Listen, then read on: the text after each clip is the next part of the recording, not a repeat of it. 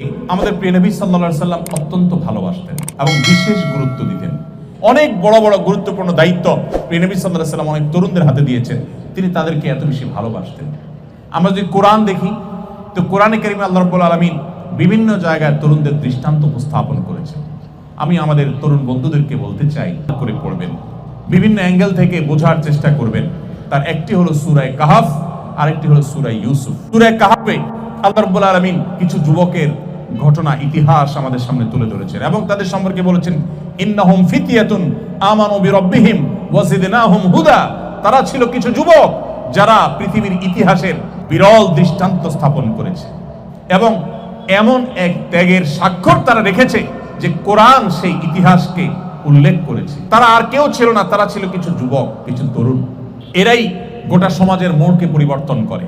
তারাই গোটা সমাজকে নিয়ন্ত্রণ করতে সবচেয়ে প্রভাবশালী ভূমিকা রাখতে পারে। তারা ছিল কিছু যুবক যারা ঈমান এনেছিল আল্লাহর প্রতি।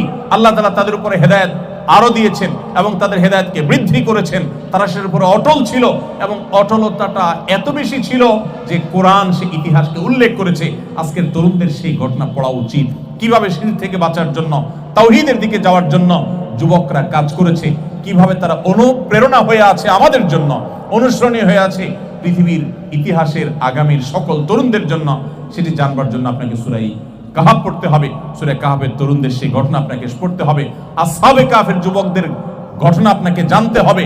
আরো বিভিন্ন যুবকদের ঘটনা, একাধিক যুবক দলের ঘটনা আল্লাহ সুবহানাহু ওয়া তাআলা সূরা কাহাফে উল্লেখ করেছেন।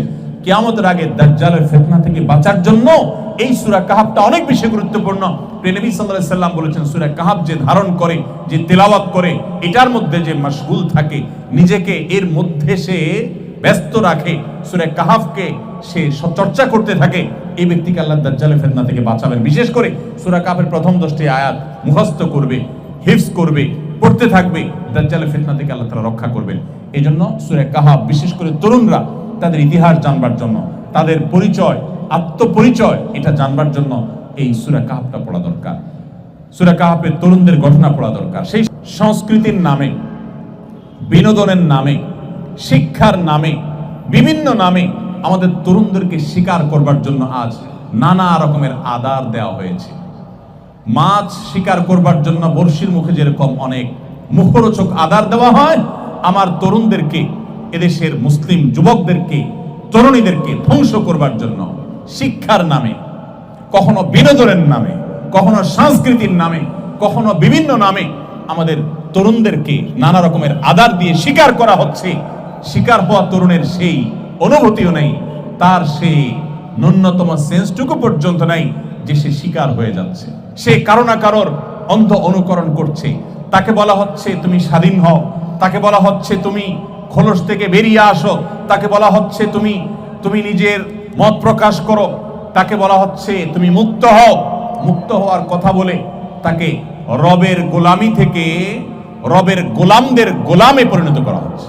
এই জন্য আমার তরুণ বন্ধুদের প্রতি, আপনাদের প্রতি আমার আরজ থাকবে যে আজ তরুণদের চরিত্র ধ্বংস করবার যে চক্রান্ত চলছে, এখান থেকে বাঁচবার জন্য ইউসুফ আলাইহিস সালামের ঘটনা বারবার পাঠ করা দরকার, পুনর্পাঠ করা দরকার। কিভাবে একজন মুসলিম তরুণ, আল্লাহর প্রতি বিশ্বাসী তরুণ, সে নিজেকে নিয়ন্ত্রণ করতে শিখবে, যেখানে সেখানে সে নিজেকে বিলিয়ে দিবে না। তার একটা আত্মসম্মান থাকবে, আত্মমর্যাদা থাকবে, আত্মপরিচয় থাকবে, তার মধ্যে একটা বাইন্ডিংস থাকবে, নিয়ন্ত্রণ করবার ক্ষমতা থাকবে। যার নিজের প্রতি নিজের কন্ট্রোলিং পাওয়ার নেই, সে নিজেকে যুবক দাবি করাটাও হাস্যকর। যুবক এবং তরুণ তো সে যে নতুন গাড়ির মতো, নতুন গাড়ি যেরকম ব্রেক দিলে সাথে সাথে সেটা কাজ করে, ঠিক একইভাবে একজন তরুণ সে যেখানে থামতে চায় সেখানে সে থামতে পারে। সে নিজের চরিত্রকে ধ্বংস করে দেয় না।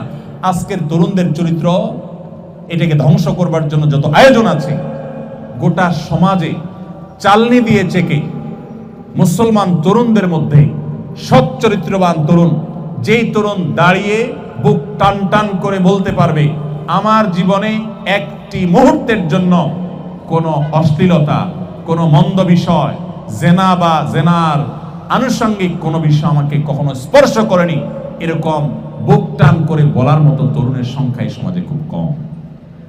সম্মানিত ভাইরা, সেই যুবক হওয়ার জন্য আমাদের সূরা ইউসুফ পড়তে হবে।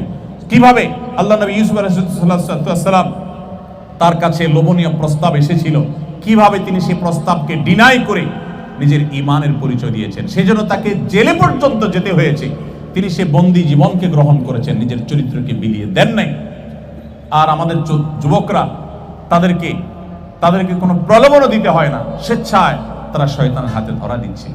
এই যুবক গোটা পৃথিবীতে যদি ভরেও যায়, এই মুসলিম যুবক দিয়ে মুসলমানদের কল্যাণ হবে না, মুসলমানদের মুক্তি সাধন হবে না।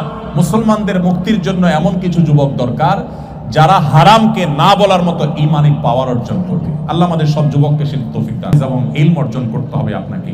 আপনি শুধুমাত্র শুনে শুনে মুসলমান হলে চলবে না, আপনি মুসলমানের সন্তান মুসলমান হলে চলবে না। আপনাকে কোরআন সম্পর্কে জানতে হবে, আপনাকে হাদিস সম্পর্কে জানতে হবে, আপনাকে তুলনামূলক ধর্মতত্ত্ব সম্পর্কে জানতে হবে।